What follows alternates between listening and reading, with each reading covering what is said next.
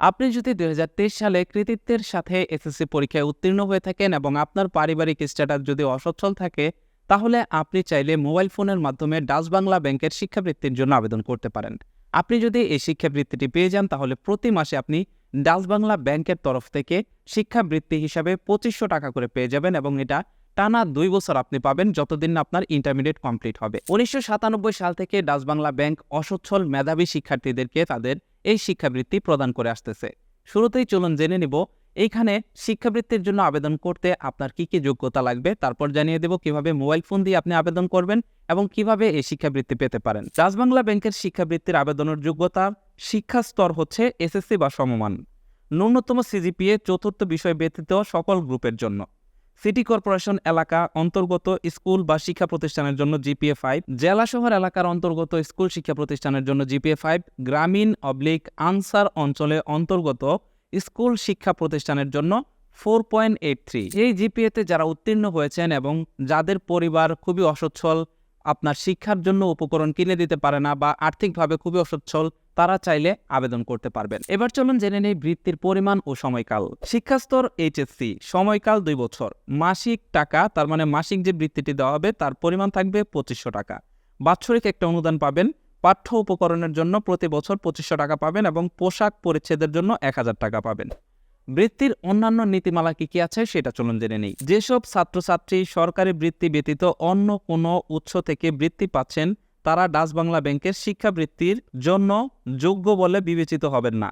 গ্রামীণ/আনসার সহ এলাকায় অবস্থিত শিক্ষা প্রতিষ্ঠান থেকে উত্তীর্ণ ছাত্রছাত্রীদের জন্য বৃত্তির শতকরা 90% নির্ধারিত থাকবে এবং মোট বৃত্তির শতকরা 50% ছাত্রীদের প্রদান করা হবে। 2023 সালে এসএসসি পরীক্ষায় উত্তীর্ণ আগ্রহী এবং যোগ্যতা সম্পন্ন প্রার্থীরা অনলাইনের মাধ্যমে আবেদন করতে পারবেন।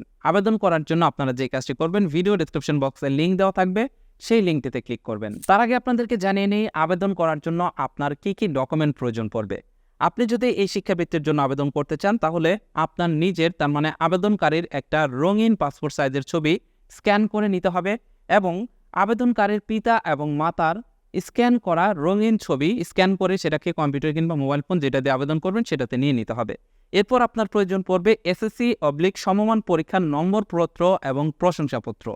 নম্বরপত্র এবং প্রশংসাপত্র আসার পর সেটাকে স্ক্যান করে আপনি মোবাইল ফোন কিংবা কম্পিউটার যেটাতে আপনি আবেদন করবেন সেটাতে রেখে নেবেন। এরপর আপনারা ভিডিও ডেসক্রিপশন বক্সে থাকা লিঙ্কে ক্লিক করে ওয়েবসাইটে চলে আসবেন। লিঙ্কটিতে প্রবেশ করলে আপনারা দেখতে পারবেন আপনাদের সামনে ঠিক এরকম ইন্টারফেস চলে আসবে। এবার আপনারা এইখানে দেখতে পারবেন একটা অপশন রয়েছে অ্যাপ্লাই ফর এইচএসসি/গ্র্যাজুয়েশন স্কলারশিপ। আপনি এইটাতে ক্লিক করবেন। এটাতে ক্লিক করলে আপনাদের সামনে ঠিক এরকম ইন্টারফেস চলে আসবে।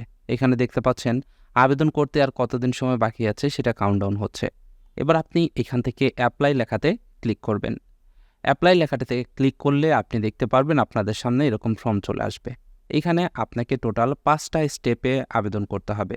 প্রথম স্টেপে আপনাকে পার্সোনাল ইনফরমেশন দিতে হবে, সেকেন্ড স্টেপে আপনার এডুকেশনাল ইনফরমেশন দিতে হবে, থার্ড স্টেপে আপনার ফ্যামিলি ইনফরমেশন দিতে হবে, ফোর্থ স্টেপে আপনার স্কলারশিপ ইনফরমেশন দিতে হবে এবং পঞ্চম স্টেপে গিয়ে আপনাকে ছবি আপলোড করতে হবে। প্রতিটা স্টেপে যদি আমি ফর্মটা পূরণ করে আপনাদেরকে দেখাতে চাই তাহলে সময় অনেক বেশি লাগবে।